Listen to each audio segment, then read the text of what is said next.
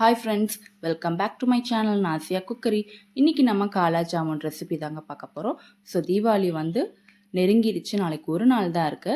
அதுக்கான sweet recipe தாங்க இன்னைக்கு பார்க்க போறோம். போன டைம் வந்து ஜாமுன் ரெசிபி அப்லோட் பண்ணியிருந்தேன். இன்னைக்கு வந்து காலா ஜாமுன் வந்து அப்லோட் பண்ணியிருக்காங்க.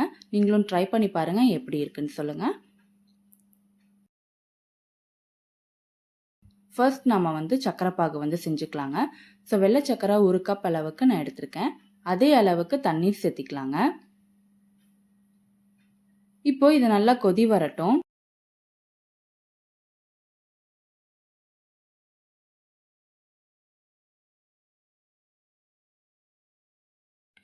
இப்போ பாகு நல்லா கொதிக்க ஆரம்பிச்சிருச்சுங்க. திக்காகவும் ஆரம்பிச்சிருச்சு. இந்த சமயத்தில் 2லேருந்து 3 ஏலக்காய் வந்து தட்டி சேர்த்திக்கோங்க. அவ்வளோதாங்க. நல்லா கொதி வந்து பாகு நல்லா திக்காக வந்துருச்சு.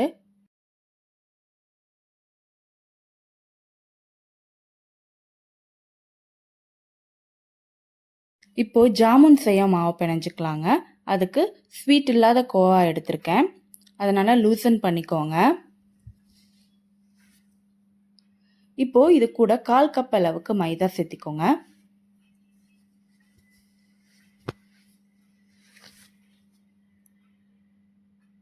இந்த அளவுக்கு வந்து பேக்கிங் சோடா சேர்த்திக்கோங்க. இப்போ இதெல்லாம் ஒன்று சேர்ந்து வர மாதிரி நல்லா பிசைஞ்சு எடுத்துக்கலாம்.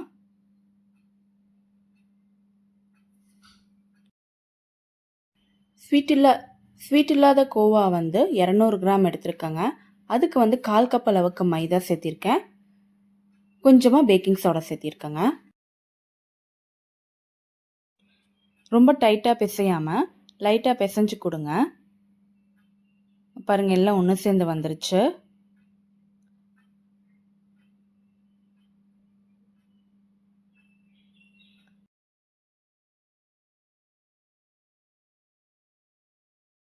அவ்வளோதாங்க. இப்போ உருண்டை பிடிக்க ஆரம்பிச்சிடலாம். அதுக்கு முன்னாடி அதுக்குள்ளே வைக்க ஸ்டஃபிங் செஞ்சுக்கலாம். ஸ்டஃபிங் செய்கிறதுக்கு நம்ம பிணைஞ்சி வச்ச மாவுலேருந்து கொஞ்சமாக எடுத்துக்கலாம். கொஞ்சமாக எடுத்து பொடி பண்ணி வச்சுருக்க கொஞ்சம் முந்திரி, கொஞ்சம் பாதாம் சேர்த்திக்கோங்க.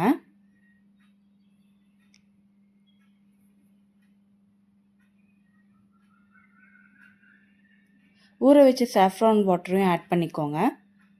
இது கலருக்காக நான் ஆட் பண்ணியிருக்கேன். நீங்கள் ஃபுட் கலர் ஆட் பண்ணோன்னா ஆட் பண்ணிக்கோங்க. நான் ஃபுட் கலர் ஆட் பண்ணல, அதனால் சாஃப்ரான் வாட்டர் வந்து ஆட் பண்ணிக்கிறேன். இது நல்லா மிக்ஸ் பண்ணிக்கோங்க. இப்போ நம்ம உருண்டை பிடிக்கலாங்க. ஸ்டஃபிங் வச்சு எப்படி உருண்டை பிடிக்கிறதுன்னு காமிக்கிறேன். இப்போ இந்த அளவுக்கு வந்து சின்ன அமௌண்ட் எடுத்துக்கோங்க.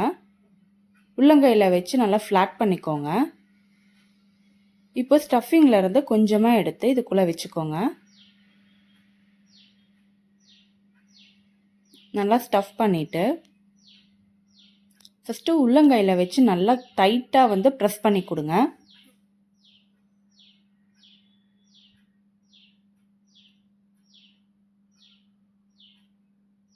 அப்புறமா லைட்டாக மேலால் ப்ரெஸ் பண்ணி கொடுத்தீங்கன்னா போதும். கிராக் இல்லாமல் நம்மளுக்கு வந்து பால்ஸ் வந்து இந்த மாதிரி மற்றது எல்லாத்தையும் நம்ம ஸ்டஃப் பண்ணி உருட்டி எடுத்துக்கலாங்க.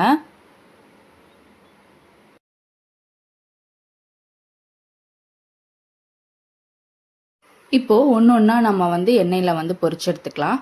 அதுக்கு முதல்ல தேவையான அளவு எண்ணெய் சேர்த்திக்கோங்க. எண்ணெய் நல்லா சூடானோடனே ஒவ்வொரு பால்ஸாக வந்து சேர்த்திக்கோங்க.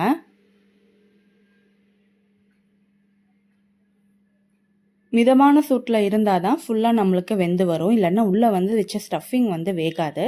ஸோ மிதமான சூட்லேயே நம்ம வந்து இதை பொரிச்சு எடுத்துக்கலாம்.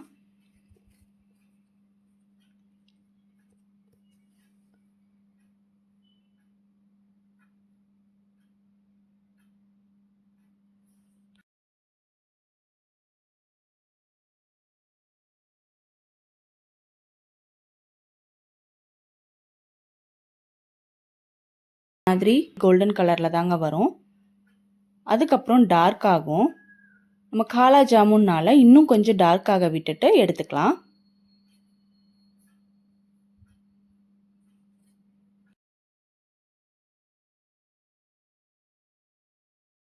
பாருங்கள், இந்த மாதிரி நல்லா டார்க்காக வரணும். இப்போ வந்து நாம் இதை வெளியில் எடுத்துடலாம்.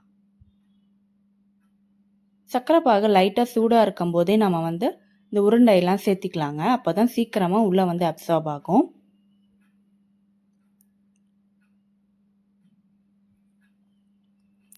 இந்த மாதிரி எல்லா உருண்டையும் நம்ம பொரிச்சு எடுத்துக்கலாம். அவ்வளோதாங்க, காலா ஜாமுன் ரெடி.